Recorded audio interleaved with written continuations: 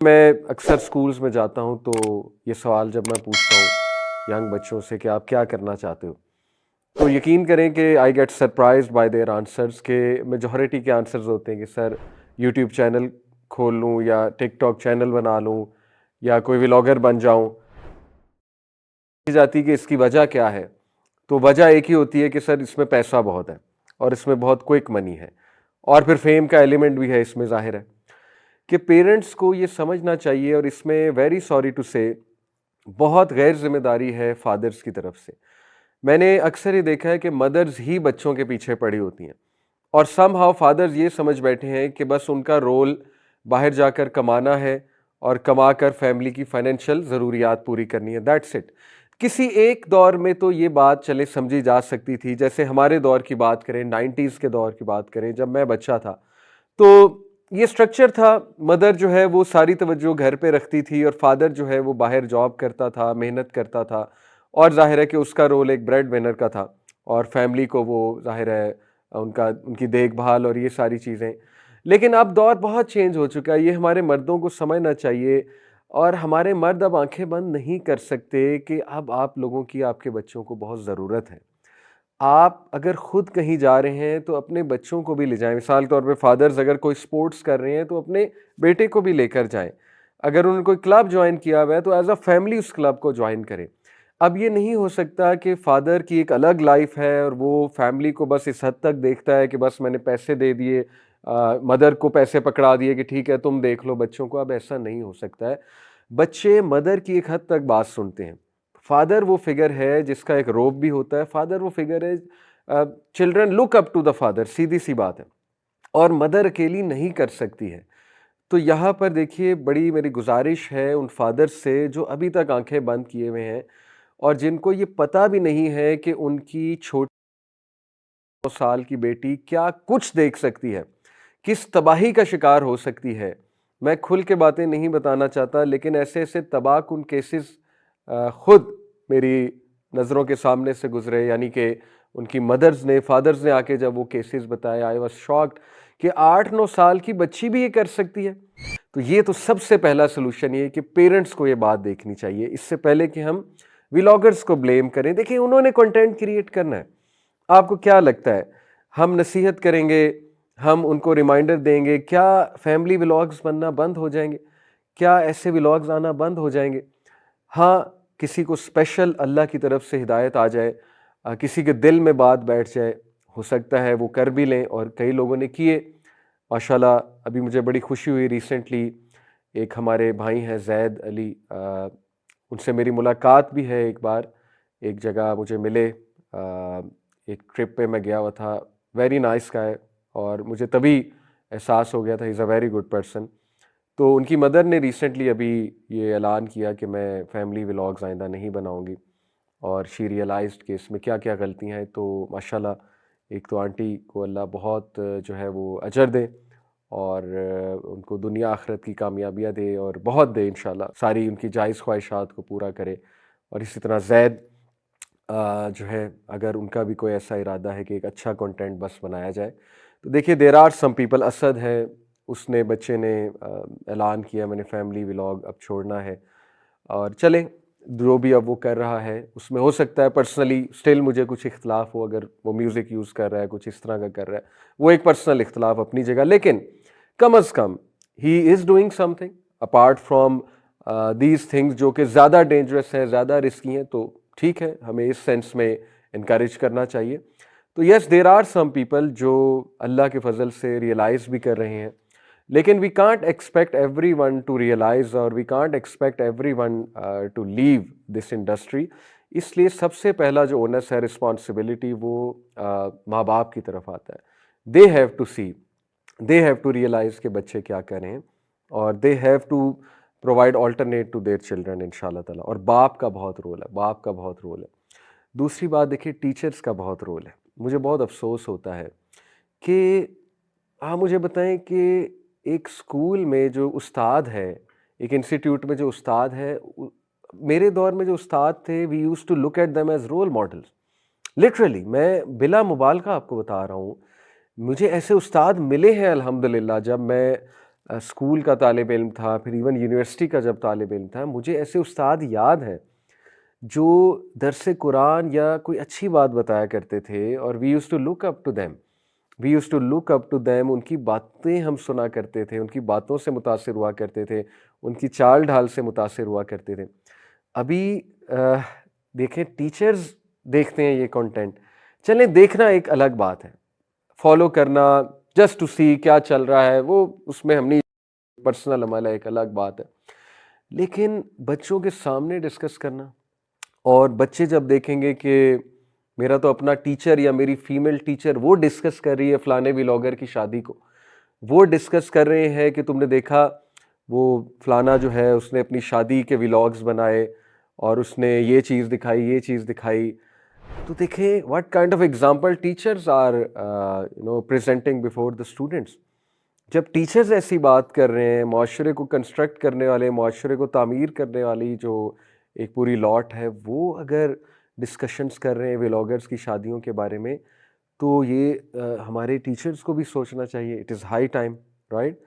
तो टीचर्स और पेरेंट्स पे बहुत बड़ा इस वक्त रिस्पॉन्सिबिलिटी आ गई है कि इस जनरेशन को एजुकेट करें, इनको समझाएं, वर्कशॉप्स होनी चाहिए, इनको पता लगना चाहिए हलाल क्या है, हराम क्या है हमारे दीन में, इनको इस समझ होनी चाहिए कि इस दुनिया के डेंजर्स क्या हैं। सुभान अल्लाह, देखें ये सब हमारे बहन भाई, हम इनके लिए दुआ गो हैं। It is not to annihilate them, हम नहीं चाहते कि हमको ऐसी बात करें कि हम टोटली इनको भी मायूस कर दें या आपके सामने इनकी ऐसी इमेज पेश करें कि इनसे हम नफ़रत करने लगें। नफ़रत तो किसी से भी नहीं की जा सकती। हम एंड तक दुआ गो ही हैं तमाम अपने व्लॉगर्स बहनों और भाइयों के लिए। लेकिन ये बात हकीकत है कि अगर आप नोट करें तो इनकी अपनी ज़िंदगियों में सुकून नहीं है। ये फील्ड ऐसी है कि इसमें बहुत ज़्यादा हसद, कंपटीशन, दो नंबरी, फ्रॉड, एक दूसरे से झूठ बोलना, मुंह पे कुछ पीठ पीछे कुछ, यानी इतनी डिसेप्टिव ये फील्ड है। और आप खुद देखेंगे कि आज हमारे व्लॉगर्स खुद वीडियोस बना के ये चीज़ें एक्नॉलेज कर रहे हैं कि फ़लाने ने मुझे धोखा दिया, फ़लाना मेरे साथ लॉयल था, या मैं समझता रहा है, समझती रही कि वो मेरे साथ सिंसेयर है, मेरे अपने दोस्तों ने मुझे दगा दे दिया, पैसे के लिए दगा दे दिया। ये बातें हमें इस जनरेशन को समझानी है कि there is a lot of cost for this. अगर तुम एक तरफ ये देख रहे हो कि व्लॉगर बन के पैसा जल्दी आ जाता है या मशहूरी जल्दी मिल जाती है, तो दूसरी तरफ तुम्हें ये भी देखना है कि इसकी कॉस्ट कितनी हैवी है। इसकी सबसे बड़ी कॉस्ट तो ये है कि तुम अपना सब कुछ लोगों के सामने खोल दोगे, यानी लिटरली लोगों के सामने नंगा हो जाओगे तुम। ये मैं बहुत ही सख्त अल्फाज इस्तेमाल कर रहा हूँ, but this is the truth. You will open up everything to people, specially तुमने देखो अपनी अगर फैमिली दिखाते हो, तुम सबके चेहरे दिखा रहे हो, तुम सबकी पर्सनैलिटीज दिखा रहे हो, तुम अपने बारे में सब कुछ दिखा रहे हो, अपनी पर्सनल इन्फो सबको दे रहे हो। हासिदीन कितने आ जाएंगे, और फिर उसके बाद कोसने वाले कितने आ जाएंगे, फिर बुली करने वाले कितने आ जाएंगे, ठीक है, फिर कितने ज़्यादा तुम्हारी मीम्स बन सकती हैं, गंदी मीम्स बन सकती हैं। There is no limit to it, मतलब जिस तरह की ऑडियंस है वो नहीं बख्शेगी, वो हर तरह की चीज़ पकड़ सकते हैं, ठीक है। तो ये कॉस्ट आप नहीं देख रहे, कितनी मेंटल हेल्थ डैमेज होगी इसमें, मायूस होने के कितने चांसेस हैं। What if your vlog didn't work, what if तुम बहुत गिरे, एक अपनी वैल्यू से गिरे, एक स्टैंडर्ड से गिरे, हराम काम की तरफ गए और उसके बाद भी व्यूज ना मिले, तो सोचो डबल द डिप्रेशन है, बल्कि ट्रिपल द डिप्रेशन है। एक तो इस चीज की डिप्रेशन कि हर इंसान को पता है हलाल क्या है, हराम क्या है। एक तो इस चीज की डिप्रेशन कि मैंने हराम काम किया, दूसरा अल्लाह रसूल की नाफरमानी की, दूसरा इस चीज की डिप्रेशन कि उसके बावजूद भी मुझे व्यूज नहीं मिले, अगर ना मिले, तीसरी इस चीज की डिप्रेशन कि लोग मजीद जो है वो मुझे कोस रहे हैं। तो देखिए there is a huge cost to it. फिर हासिदीन की दुनिया एक अलग है। जब आप मशहूर होना शुरू होंगे, जब आपके पास पैसा आएगा, किस लिए लोग आपके करीब आएंगे? Are you even thinking? करीब करीब आएंगे आपके इसलिए कि इसके पास पैसा है। इस तरह का रिलेशन, क्या ये दोस्तियां, ये मुखलिस रिश्ते होते हैं? इसके बाद कितने लोग हसद करना शुरू हो जाएंगे आपसे, कितने लोग बैक स्टैब करना चाहेंगे आपको। You will be isolated. और आज हम देख रहे हैं कई बड़े बड़े व्लॉगर, उनको आइसोलेट किया जा रहा है, उनको हर तरफ से क्रिटिसाइज किया जा रहा है। उनके अपने किसी दौर में दोस्त थे, आज वो उनको क्रिटिसाइज कर रहे हैं। ने मेरे ऊपर फेक एफआईआर करवाई, कंप्लेंट है, और ये जो कंप्लेंट मेरे खिलाफ हुई है ये की है भाई, करवाई है नदीम नानी वाले ने। मैं ये सारे प्रूफ्स और स्क्रीन रिकॉर्डिंग ऐड कर रहा हूँ। इस बंदे ने मुझे इंस्टाग्राम पे मैसेज किया है। तो सर मुझे ये बताएं कि क्या इस मुल्क में, आजाद मुल्क में रह के, हमें सच को सच और झूठ को झूठ बोलने का भी हक नहीं है? मैं तो सिर्फ लोगों की आंखें खोल रहा था, ठीक है। और मुझे जो है वो पुलिस ने डायरेक्ट उठा लिया और मुझे लाहौर जो है गड़ीश वाला थाना थी ना यार, वहां पर ले गए और वहां पे बिठा के मेरे से जो इन लोगों ने राजीनामा करवाया, मेरे से वीडियोस वगैरह डिलीट करवाई, मुझे डराया धमकाया। और वो मैं यहाँ पर ऐड भी कर रहा हूँ, जो पर्चा उन्होंने कह लो या दरखास्त कह लो, जो भी कह लो, या राजीनामा स्टाम्प, वो मैं यहाँ पर ऐड कर रहा हूँ, वो आप देख भी सकते हैं, ठीक है। इंपॉर्टेंट बात आपको बता दूं कि जब इन्हें मेरे नाल स्टाम्प कीता सी ना, उस वक्त मेरा एक यार सी, उन्हें उदो सारी रिकॉर्डिंग की सी। उस 12 मिनट की रिकॉर्डिंग का सिर्फ आपको एक लास्ट वाले को 10 सेकंड सुनाता हूं, जहां पे ये मुझे ये कह रहा है कि मेरी बात सुन, क्या तू ये अवाम का सोच रहा है, लोगों को एक्सपोज करने में लगा हुआ है, तेरा करियर तबाह हो जाएगा, तेरी जिंदगी बर्बाद हो जाएगी। पाकिस्तानी अवाम तो चूती है। तू ऐसा कर, तू भी हमारे साथ मिलके कोरस बेचो। लेकिन अगर तू जिंदगी में इस चीज पे बना लेगा कि लोगों ने पता नहीं कि क्या लोगों को भी बैठी है, लोग झूठी है पाकिस्तान में, बस किधर गल कर रहे हैं। मैं बड़ी पता लेना तो लेंगे, ये बड़ी पता लेने वाले अब वो लेते हैं।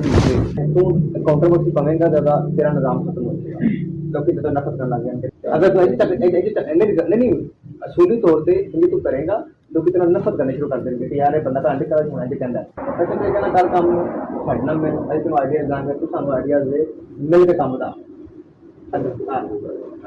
मेरा मकसद है अनंत नाम मिल के काम बता। अब गौर करो, ये पहली ऑफर थी नदीम नानी वाला की तरफ से मुझे कि तू मैं और अनस मिलके कोर्स बेचते हैं, तू साड़ी मैथ कर, सपोर्ट कर, तुम ही पैसे कमाते, ऐसे भी कमाने हैं। डक्की साहब ये कह रहे हैं कि मैं अपनी जिंदगी में अपनी ऑडियंस को कभी कोर्स नहीं बेचूंगा, आप ये रिकॉर्डिंग खुद ही सुन लें। मुझे मत गुस्साओ, मैं तो एक बंदे ने 7 साल लगा के एक कम्युनिटी खड़ी की है, वो उसको मैं शॉपिफाई अमेजोन पे नहीं चक्करों में लगाना चाह रहा हूँ, ठीक है। मुझे वकार जफ्ता ने कई बार मुझे ऑफर मारी हुई कि क्रिप्टो का ग्रुप बनाते हैं। पहले मैं थोड़ा सोचा भी था, पहले मैं उसके बाद बनाने भी लगा, फिर मैंने सोचा यार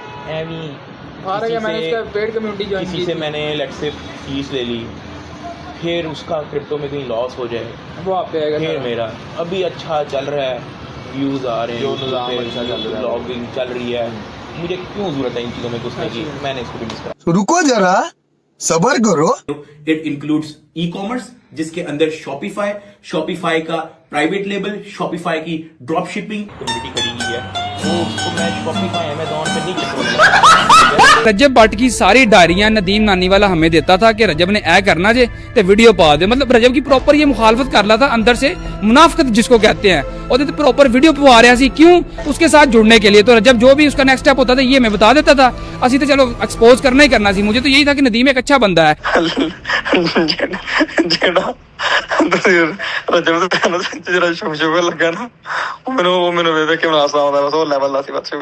मनाहल मलिक के वो जो टोटे लीक हुए थे वो मेरे पे डाल दिए, उसकी झूठी एफआईआर दिलवा दी। ये मैं ऐड कर रहा हूँ फोटो इसकी ना, तो उसके एफआईआर, अच्छा एफआईआर मलाहर मलिक की, मतलब उसके नाम का पर्चा है, भेज ये मुझे रहा, ठीक है। और मुझे आगे से फोन करके कह रहा है कि अगर तुझे इन्हें माफ करवा जो, तला इस पर्चे ਨੂੰ माफ करवा जे, तो मैं तेन अपना अब्बू मनागा, तो तू मेरे ते लानत भेजी। ਜੇ ਤੂੰ ਐਫਆਈਆਰ ਨੂੰ ਰੁਕਵਾ ਜਾਵੇਂ ਤੇ ਮੈਨੂੰ ਤੂੰ ਫੋਨ ਕਿੰਨਾ ਕਹਿਣਾ ਕਿ ਲਾਨਤ ਤੇਰੇ ਤੇ ਮੈਂ ਓ यार मैं ਤੁਹਾਨੂੰ ਮੈਂ ਤੇਰਾ ਮੈਂ ਅੱਬੂ ਕਹਿ ਰਿਹਾ। ओ भाई तो फिर वो नदीम डॉन भाई, मैंने वो उसी दिन पर्चा जो है माफ करवा लिया था, कैंसिल हो गया था।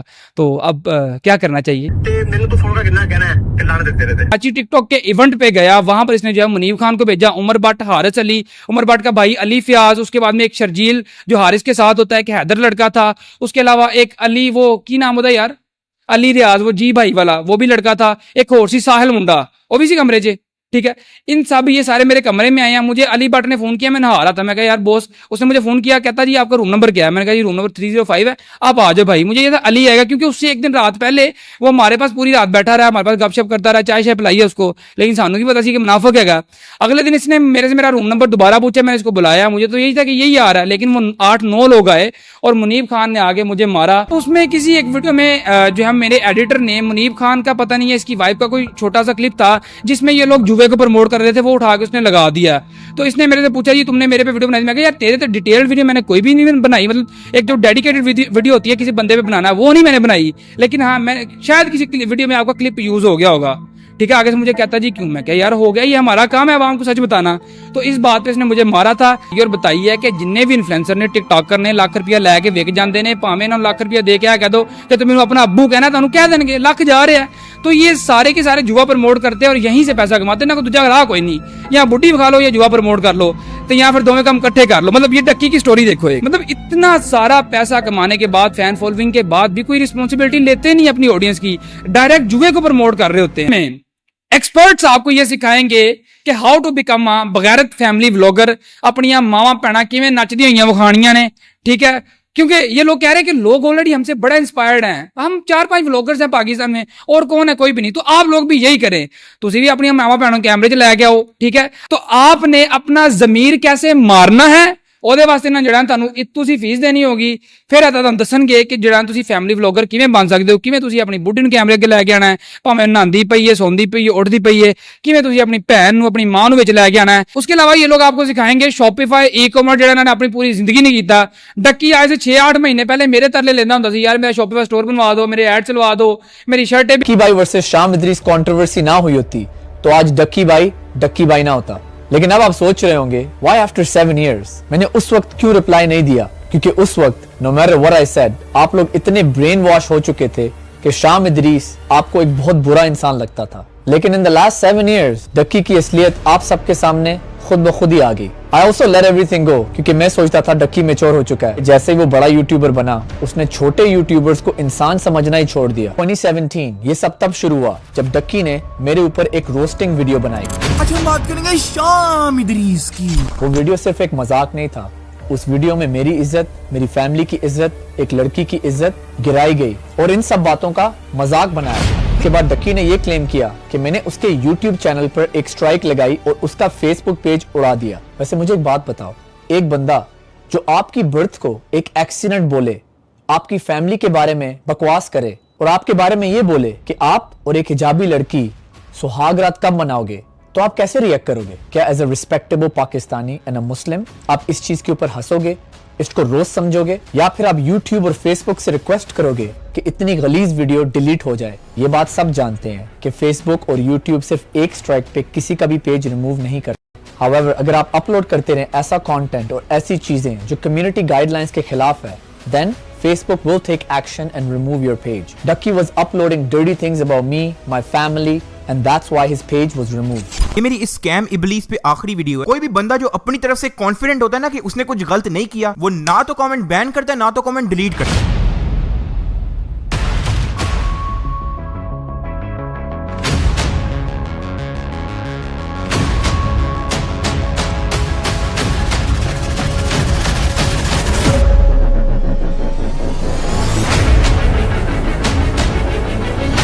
अब मैं तुम लोगों को असली वजह बताता हूँ कि इसने फेक, स्क्रिप्टेड और ड्रामा जैसे लफ्ज क्यों बैन किए। क्योंकि इसके प्रैंक्स होते हैं फेक, इसके व्लॉग्स होते हैं स्क्रिप्टेड। कभी इसके घर रात को $10,000 पड़े होते हैं, या तो कभी रात को इसको भूत लग जाता है। अब 70% अवाम जिनको पता है कि ये एक चुतियापा है, वो नीचे कमेंट करती है कि एक फेक प्रैंक है, स्क्रिप्टेड व्लॉग है। लड़ाई शुरू है, उन्होंने पिस्तौल कड्ढी है, लेकिन एक किडनैपर रजब के पीछे वेट कर रहे हैं। जो रजब नूं आके फड़न लगदा किडनैपर ਐ ਦੁਨੀਆ ਕੱਢ ਰਹੇ ਜਿਹਨੂੰ ਪਿਛਲੀ ਵਾਰੀ ਕਿਡਨੈਪ ਕਰਕੇ ਜਿਹਦਾ ਬਦਲਾ ਲੈਣ ਆਏ ਨੇ ਮੁਨੀਬ, ਉਹ ਇਹ ਵਾਲੀ ਕਿਡਨੈਪਿੰਗ ਦੇ ਵਿੱਚ ਸ਼ੂਟਿੰਗ कर रहे हैं। कोई भी बंदा जो अपनी तरफ से कॉन्फिडेंट होता है ना कि उसने कुछ गलत नहीं किया, वो ना तो कमेंट बैन करता है ना तो कमेंट डिलीट करता है। चोर और झूठे बंदे की निशानी ये है कि वो छुपने की कोशिश करता है। तो इनको धमकी लगाने के बाद, इनकी फैमिली को अगवा करने के बाद रिप्लाई क्यों नहीं दिया?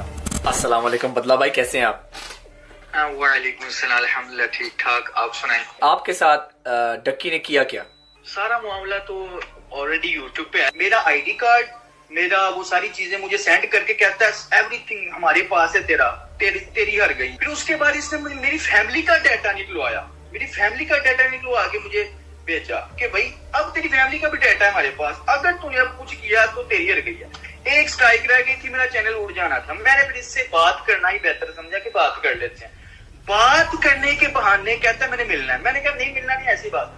कहता मिलने के बहाने आया और मुझे किडनैप कर लिया। मेरे दो दोस्त बिक गए, दोस्त, ठीक है, तो वो बिक गए, वो सारी चीजें, चलो खैर है, अल्लाह उनका नसीब। डक्की मुनाफिक ने अदालत में अगर ये पेश होते हैं, ठीक है, तो केस आगे चलना था, इन पांचों ने फंसना था। डक्की की कॉल जो मुझे मारते हुए इसकी कॉल आ रही थी कि इसे छोड़ना नहीं, ये जब तक वीडियो ना डिलीट करवा दो, इसे मारो कूटो, इसे छोड़ना नहीं। वो सारी बात साथ थी, मुझे जेल में रखा, मुझे किस्सा मिलने दिया, पक्का 2-3 दिन बाद मिला। मैंने उससे भी यही कहा कि भाई इन्होंने तुम्हें जो है ना ब्लैकमेल करना है, इनसे कामयाब, इन्हें कामयाब मत होने देना। इसने उल्टा फिर मेरी अम्मी और मेरी वाइफ के इतना मुनाफिक है कि मेरी अम्मी और मेरी वाइफ के साइन अंगूठे करवाए कि भाई अगर ये सोचे भी ना कि मैं इसके खिलाफ वीडियो बनाऊंगा। कंट्री भी छोड़नी पड़ी पाकिस्तान। हाँ, तो फिर उसी वक्त आज से 1.5 साल पहले मई जून जुलाई की बात है, तब भी मैंने प्लान बना लिया कि अब मैं कैसे बोलूं। मैंने मरी में मेरे पास सबूत है सारे, मैंने मरी में लोगों से राब्ता किया कि मैं चलो मरी चला जाता हूँ या मैं किसी दूसरे सूबे में चला जाता हूँ, छुप जाता हूँ लोग। लेकिन फिर मैंने सोचा पाकिस्तान में जहाँ भी रहूँ मिल तो मैंने जाना। ठीक है, चलो आप मुझे सिचुएशन तो समझ आ गई है। तो यार सॉरी टू हियर कि आपके साथ जो सारी नाइंसाफी हुई है, कोई आपके साथ खड़ा है, अपनी कंट्री को छोड़ के ऐसे चले जाना किसी और की वजह से। वही ना, मैं लड़ा हूँ, मैं थक गया हूँ लड़ के, मेरे साथ कोई बंदा नहीं खड़ा। ये मैडम फ्रॉगी, इसको मैंने हार्डली अपनी वीडियो में मुंह लगाया उन्हें, लेकिन फिर भी इसको पता नहीं इन्वॉल्व होने का इतना शौक है। इस फ्रॉगी ने अपनी औकात दिखाते हुए ट्वीट किया जिसमें ये हैशटैग डालती है, hashtag small YouTube army, hashtag Pakistanis, और आगे बीमार शक्ल वाली इमोजी डालती है जिसके मुंह में थर्मामीटर। हेलो, अस्सलाम वालेकुम। वालेकुम अस्सलाम। मैंने आपको बताया था कि 7 years ago जो कुछ हुआ, मैं उस पर एक वीडियो बना रहा हूँ। So I have some questions for you, are you ready? I didn't think कि अब मैं इस बारे में बात करूंगी, लेकिन कोई बात नहीं है, I don't mind.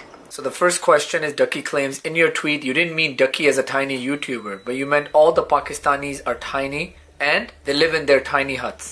First of all, मैंने पाकिस्तानियों को कभी टाइनी नहीं बोला, क्योंकि ये उस टाइम हमारा नाम यूज करके हमें डीफेम करके व्यूज और फेम गेन करना चाह रहा था। इसको मैंने टाइनी बोला था क्योंकि इसकी बातें ही ऐसी थी। मैंने किसी यूट्यूबर दूसरे का नाम भी नहीं लिया, मैंने तो इसको बोल दिया ना कि ये हट में रहता है, और ये इतना ऑफेंड हो गया कि इसने मेरे वर्ड्स को मैनिपुलेट किया। लेकिन जो इसने मुझे बातें की थी, किसी ने उस टाइम ये नहीं सोचा था कि ये क्या मुझे बोल रहा है। और मैंने उसका जवाब तो सिर्फ ये दिया ना कि एक 20 साल का लड़का है जो टाइनी यूट्यूबर है। की बात टाइनी हट्स की, आई फील लाइक उस वक्त मेरी कोई बात सुनने को तैयार भी नहीं था। But you have to understand what a hut means. Hut is actually very beautiful. It's just a small place where you live. It just means it's a smaller place. तो जहाँ से ये वीडियोस बना के हमारे बारे में गंदी गंदी बातें बोलता था, वो एक जगह छोटी सी थी। ये खुद छोटा था। मैं अभी भी बोलूंगी, he is a tiny YouTuber and he was a tiny YouTuber. इसकी जो सोच है ना, वो बहुत छोटी सी सोच है।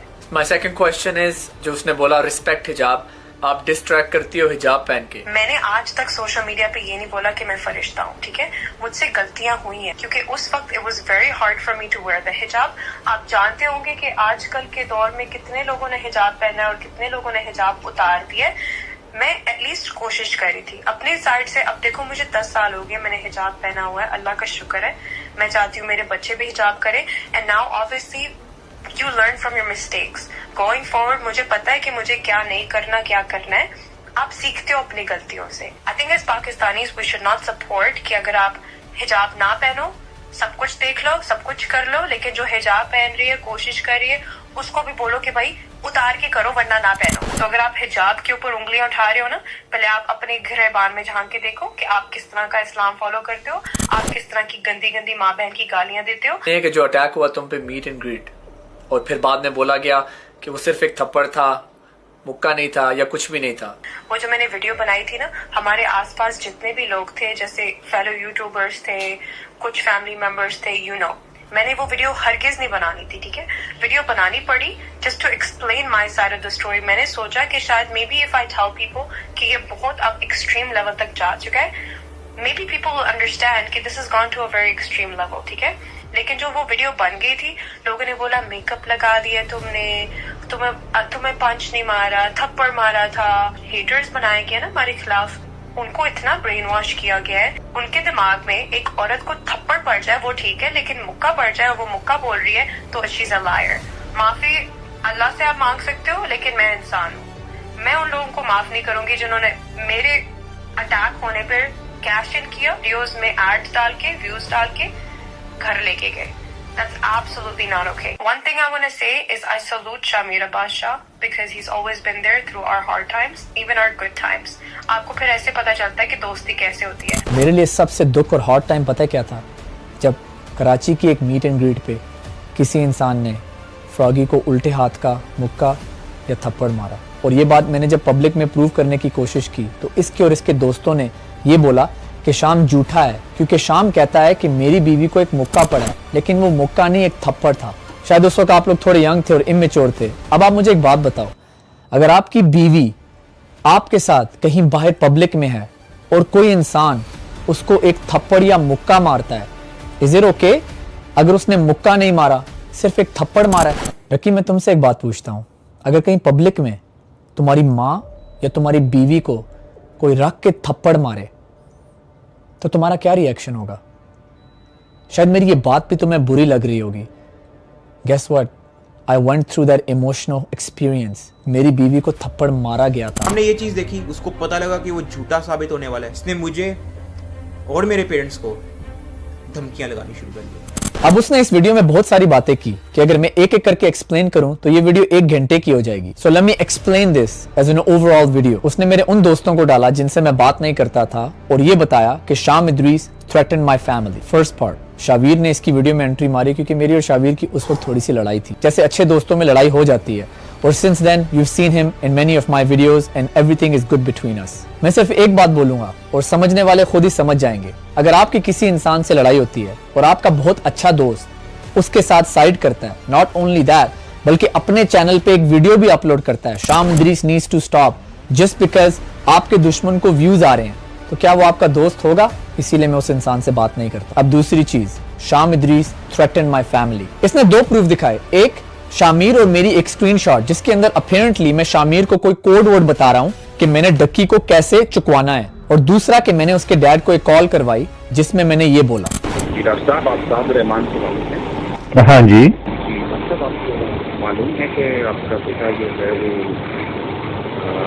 साइबर क्राइम्स में मुलविस है। खैर, मैंने अपने फादर को शाम वाला सारा सीन बताया था तो उनको पता था कि ये कॉल उसी ने करवाई है, तो उन्होंने ये कह के कॉल काट दी कि जो भी बात करनी है फेस टू फेस करो। देखो, मैं इस चीज को डिफेंड नहीं करूंगा, शायद मुझे ये कॉल नहीं करवानी चाहिए थी। अगर कोई आपके बारे में और आपकी फैमिली के बारे में वीडियोस अपलोड कर रहा हो, फिर जब आप उससे ऑफलाइन बात करें तो वो इतना रिस्पेक्टफुल और अच्छी बात करे, लेकिन वो ये ना चाहता हो कि आपकी और उसकी जो अच्छी बात हुई है कहीं वो उसकी ऑडियंस को पता ना चल जाए, क्योंकि उसने तो सारे सब्सक्राइबर्स ही हेट शाम इदरीस से उठाए थे। अगर सारे सब्सक्राइबर्स को पता चल जाता तो उसकी सारी वैल्यू तो खत्म हो जाती। पाकिस्तान आए साथ से कम बात तो करनी चाहिए यार। हाँ श्योर, थैंक्स सो मच। हम दोनों का ईगो था, जो कुछ भी था, मिसअंडरस्टैंडिंग थी, जो कुछ भी था वो it's in the past, you know, move on and everybody should be friends. या एग्जैक्टली, बिल्कुल ठीक है। चलो बस मैंने कहा तुमसे सलाम दुआ कर लूं, ये फिर शामीर से बात कर लूं। हाँ चलो, it was nice talking to you man. Yeah you too. मैं चाहता हूँ आप इस चीज पे कॉन्सेंट्रेट करें। मतलब आपको मालूम है कि आपका पिता जो है वो साइबर क्राइम्स में मुलविस है।